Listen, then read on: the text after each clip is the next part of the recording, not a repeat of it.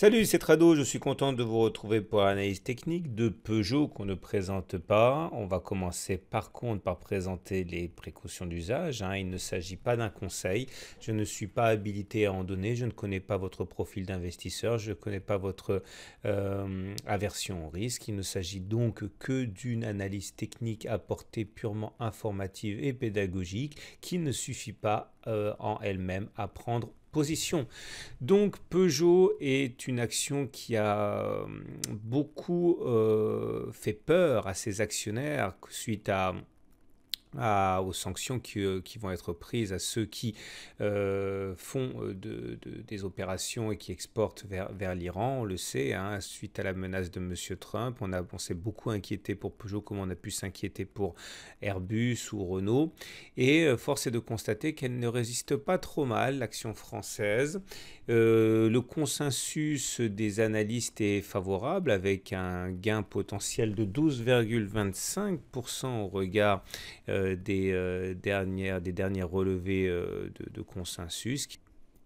On va donc commencer par l'exposé de la tendance sur Peugeot qui est, selon le système utilisé, soit haussier, soit neutre. On regarde du nuage Ishimoku. Ici, la tendance est plutôt neutre puisque, comme vous pouvez le voir, le nuage est à plat. Ici, il est à l'horizontale. Il n'est plus croissant, il n'est pas non plus descendant, il latéralise et donc la tendance est haussière au regard de ce critère. Par contre, au regard de la moyenne mobile à 20 semaines, la tendance est plutôt haussière puisque nous sommes au-dessus d'une moyenne mobile à 20 semaines qui monte, comme on a pu l'être ici par exemple. Donc globalement, on va dire que la tendance est neutre à haussière.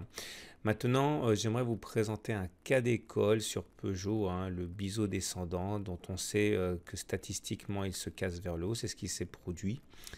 Les biseaux descendants sont constitués de deux obliques descendantes et qui convergent comme cela. Et on sait également que l'objectif de ce genre de figure est de casser la figure par le haut pour rallier le point le plus élevé de la figure qui est ici et qui a donc été rallié. C'est véritablement un cas d'école. Maintenant, pour ceux qui s'intéresseraient à l'action pour la mettre en portefeuille pour le long terme, notamment sur un PEA, voilà ce que l'on peut envisager. Alors avant d'aller plus loin, si vous découvrez l'analyse technique, sachez que chacun des bâtons que vous voyez, ça s'appelle un chandelier japonais et ça indique pour une semaine donnée, puisqu'ici on est en données hebdomadaires, les plus hauts et les plus bas de la semaine. Cette bougie n'est donc pas achevée puisque nous ne sommes que lundi en clôture. La bougie sera donc achevée vendredi à 17h30. Également, vous devez savoir qu'en analyse technique, on appelle résistance une zone qui nous empêche d'aller plus haut, hein, notamment la zone ici des 20,721 € est clairement une zone de résistance qu'on n'arrive pas à franchir pour l'instant.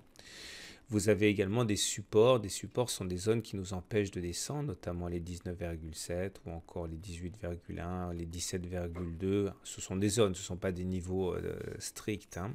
Et la zone aussi, hein, des 16,5, 16,9 qui est un support très solide.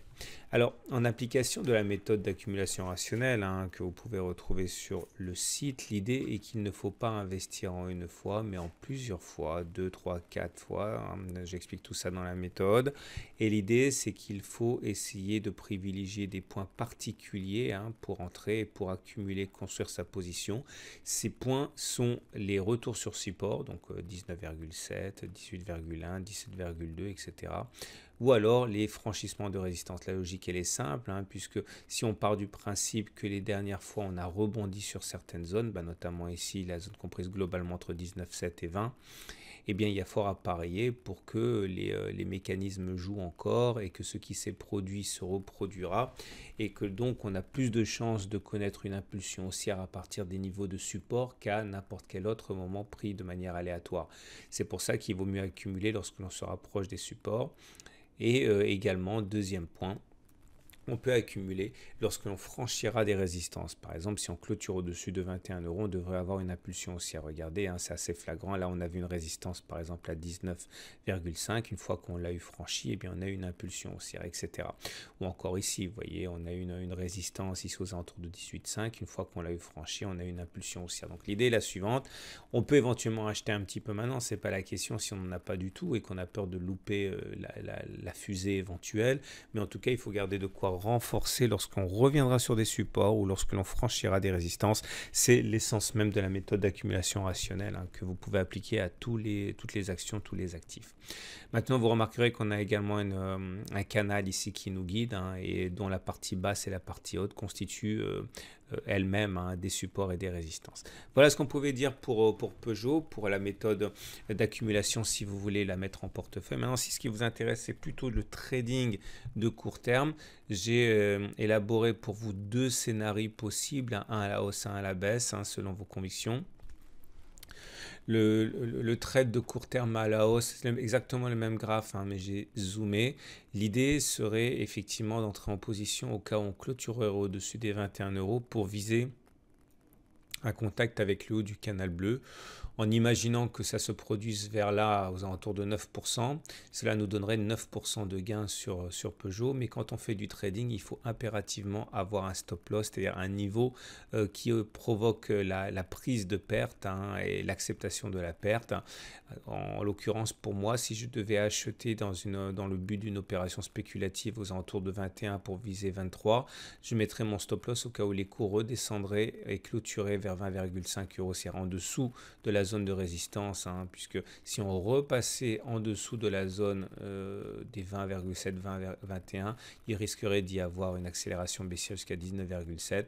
Dans ces conditions, il y a 3 fois plus à gagner qu'à perdre, autrement dit c'est valable, hein, puisque même si vous avez raison qu'une fois sur deux en tradant, si quand vous gagnez beaucoup plus que quand vous perdez, sur le long terme c'est mathématique, vous enrichissez. Donc voilà, mon stop loss serait à moins 3% pour un objectif à plus 9%. Maintenant, si vous pensez que les marchés vont décrocher, si vous pensez que Peugeot va baisser, si vous pensez que le dossier iranien va rattraper les constructeurs automobiles, eh bien, vous avez également la possibilité de mener un trade baissier. L'idée, ce serait de spéculer à la baisse au plus proche des 20,7, ici en considérant que cette résistance ne sera pas passée à la hausse, et de viser un retour sur les 19,7, ça fait 4,8% de baisse et donc à gagner.